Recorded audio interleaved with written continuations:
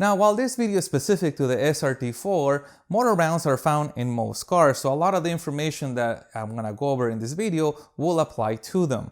So why do we need motor mounts? Well, we have to hold the engine to the car somehow, and if you strap it directly to the body, the engine is vibrating and the engine is also going to move under acceleration and deceleration, which means that those vibrations of movements will be transferred to the body, and obviously this will be uncomfortable for the passengers or anybody in the cabin because you get vibration and you'll get noise. Therefore, manufacturers have to battle this, which is called noise, harnish, and vibration. So you can see that on a typical motor mount, there's going to be some kind of rubber involved, and in this case there's space in the rubber, and what that does, it allows the engine to vibrate and to move but be cushioned by the rubber, and also it only moves within a certain space in here. So as the engine is doing this vibrating thing, nothing really transfers in terms of vibration out of this area towards the body of the car. Now this is perfect for people who want a nice quiet ride and they want to just enjoy a quiet car. But that's not why you're here. You're here because you want to go faster. You're here because you are into performance. Or you're potentially here because you have a broken motor mount. Now what I mean by broken? Well, these are rubber, and over time the rubber is going to get brittle and will eventually fail from trying to cushion all the vibrations from the engine. Now vibrations are not good. Vibrations eventually will damage some components on the car, particularly on cars like this, the SRT4, which is a front-wheel drive car. Any of those vibrations let the engine jump, and if the engine's jumping, those jumping actions get transferred to the axles. So you're trying to put power down to the ground, the axles are jumping, the engine is doing this. Eventually, you're probably gonna break an axle or two. So if you wanna get more power, more traction, literally plant your wheels, then you want to go to solid mounts. Eventually, as you start to replace more of your regular OM mounts with solid mounts, you'll feel more vibration in the car and more shaking. This is part of, I think, the appeal to me about solid mounts, because it really differentiates cars that are in just for looks and cars that are really into performance. When you fire up a car that has all solid mounts, you feel that the vibration. As soon as you fire up the car, everything shakes, the rattle kind of, the dash kind of shakes a little. It feels like you're firing up a race car, and you feel the difference dramatically on the road when you are just stepping on the accelerator. The engine doesn't move, so therefore the power goes directly to the wheels and you take off. Yeah, everything inside is vibrating, and yeah, things are gonna rattle and probably break internally as far as the trim, but you are protecting your drivetrain and you are enjoying performance that somebody with a regular standard motor mount is not enjoying. Now let's talk about the mounts that are particular to the SRT4. The SRT4 has a top mount. This is located on the passenger side. They have a lower mount. This mount is located on the bottom of the passenger side. Then there is a transmission mount. This mount is on the driver's side and it holds the opposite end. So the engine's here, the transmission's here. This is holding the transmission to the car. Finally, there is one more mount that is very well hidden, but I'll show you where it's at. That's the center mount. And that is actually the hardest one to get. So let me show you how I changed them. And I'm gonna show you in order of what I believe is easiest to hardest. Let's take a look at that. We'll start with the upper engine mount. It is located in the front passenger side. The engine must be supported before starting. I use a jack and a wooden block to spread the load over the oil pan. The top engine mount is held in place by two 18mm bolts.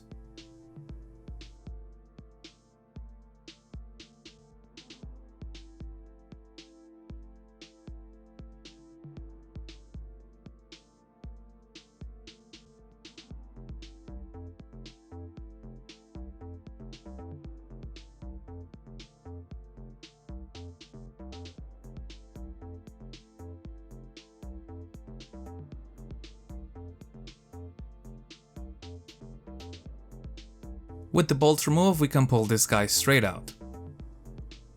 This little guy must also be removed. Two 15mm bolts hold it in place. After removing the bolts, all I have to do is flip it so the flat side faces the engine mount. Mine has already been flipped. Notice how the flat is facing the engine mount side. Installing the new mount is the reversal of the removal. Notice that the first bolt has a rounded tip. The rounded tip goes in the back. This is gonna help it fall into the right place and not get cross-threaded. I like to hand tighten these guys before doing any kind of power tools. Now it is important to also place the washer in here, like that, and then hand thread it in the bolt before I use any kind of tools.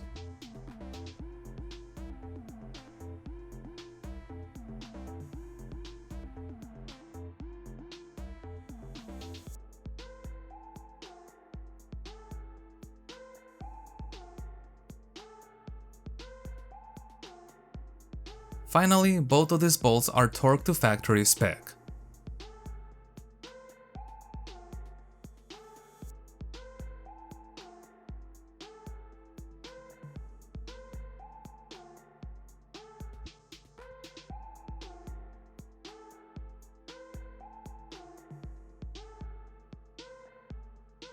The lower engine mount is located behind the passenger front tire.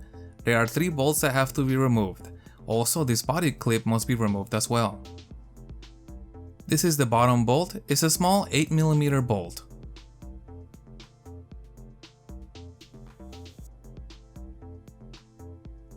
These are the 2 other bolts. They are 10mm.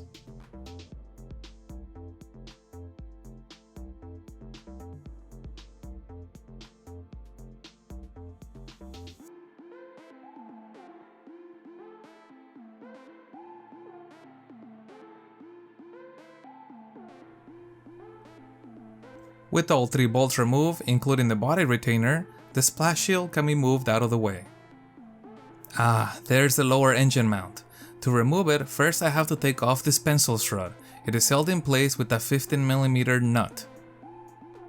The bottom one also has to be removed as well.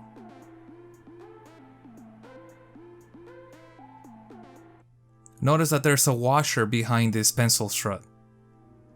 This larger 18mm bolt is next. Now there's only one remaining bolt, a 21mm one.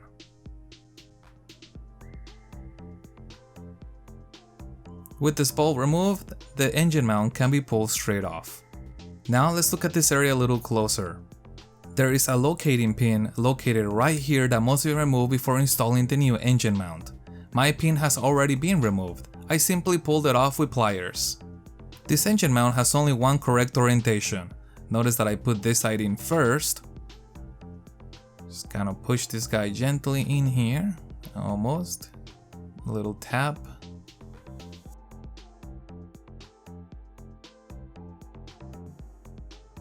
Sometimes it takes a little bit of wiggling of the bolt and the mount to get the front part of the bolt to engage.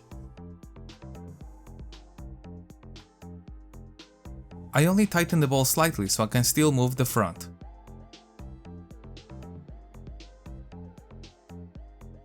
Now time to put the front bolt. Notice that the washer goes in first. As always, I hand thread these guys in. And then I use tools.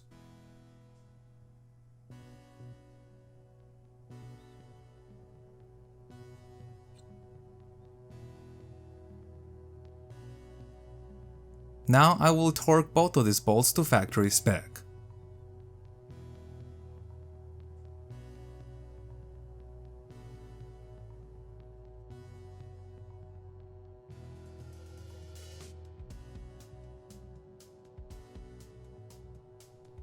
It is important to reinstall the washer back before installing the pencil strut. Reinstallation of the pencil strut is the reverse of the removal.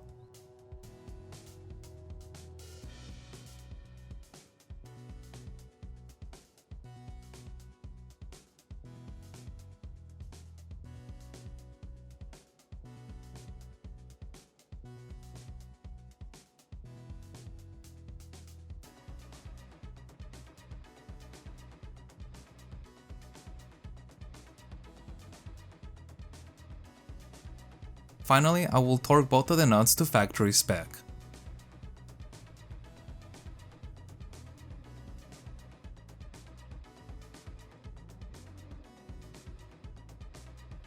Now I'll place the factory splash shield back into place. Remember, there are 2 bolts that hold it to the top, 1 on the bottom, and a body clip retainer.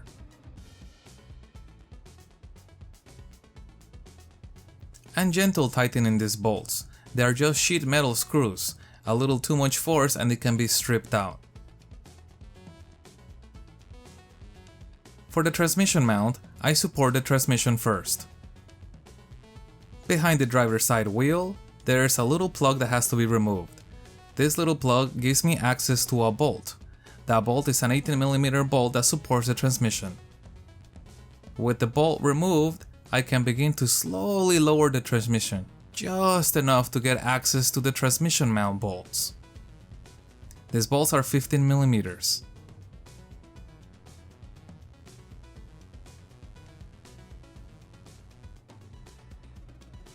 The transmission mount can now be removed.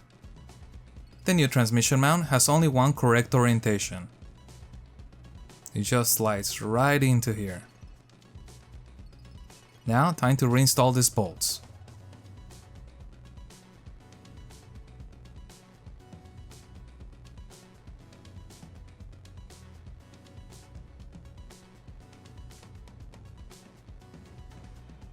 Now I will torque them to factory spec.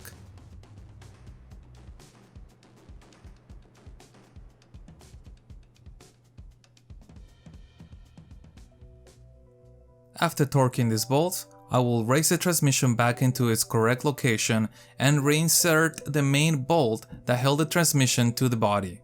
With the transmission correctly aligned, the bolt will go straight in.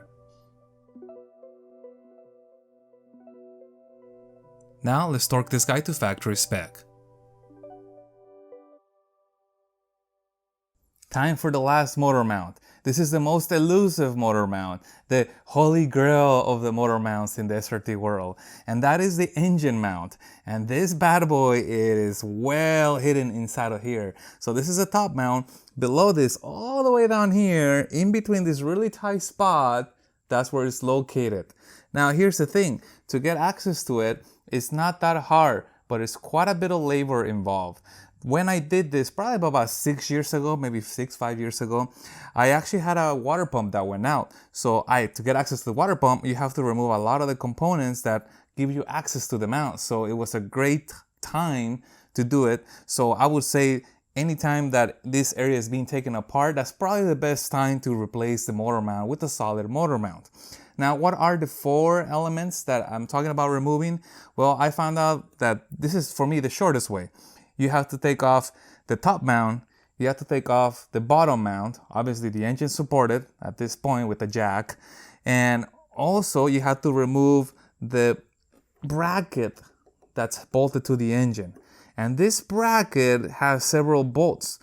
A few of the bolts, if not 1 or 2, are hidden behind the power steering pump. So you'll have to remove the belts that go to the power steering pump, well, the belt, only one of them, and you'll have to unbolt the power steering pump. Now you don't actually have to disconnect it, just unbolting it so it gives you access to the last bolt that holds this whole metal piece in place.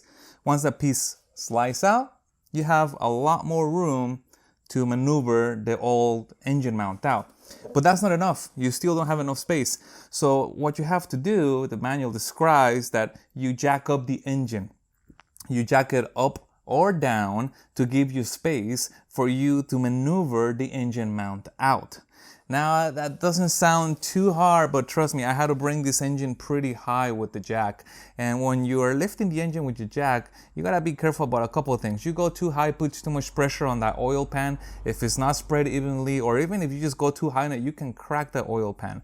Also, as I was lifting my my engine, I was making sure that there was enough clearance for the exhaust. The exhaust eventually is gonna hit the firewall, so I could damage something. So I'm looking 360 degrees around the engine as I'm lifting to see how high can I go. There are electrical connectors also that you can potentially break if you lift it too high. The one I found out in my case that was the shortest was the one that was to the radiator fan. When my engine was at the highest, the radiator fan harness was pretty close to being maxed out. Any more than that and I would have ripped that harness straight out. and then I would have to deal with electrical pumps. So it is not hard, but it's a ton of labor. Unfortunately, like I said, because I done it many years ago, I did not record it, but next time I'm down here, I will make a video about it. Now, what mount am I running? Well, yeah, the top and bottom ones are AGP, but the engine mount is a DCR engine mount. And it's been there and for years now of use, and it's just taking it like a champ. It went in perfectly. And I'll put a picture right here so you can see the difference of the mount that comes with the car and the mount from DCR. It's tremendously skinny, tremendously slimmer. So when the other one, it's hard to maneuver out. Once you get it out, it's really easy to put the DCR one in because it just goes right in. DCR also provides the hardware that's necessary to support the new mount, which is basically a stronger bolt than what came from the factory. So that's really cool. And the other thing about that mount is that's definitely one I would not skimp on. I would not try to buy that from any cheap source.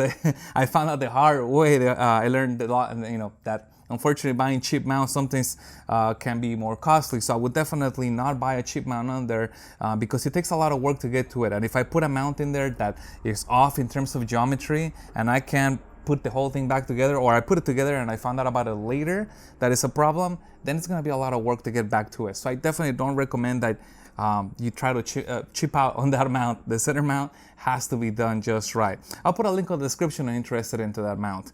Well, that said, guys, if you guys have any other suggestions or how did you do these mounts or the center mount, put them in the descriptions below. Share this video with your SRT4 buddies. And thanks for watching. I appreciate it. I see that the channel is going up. We got to keep these SRTs on the road. So hit thumbs up, subscribe, and we'll see you on the next one.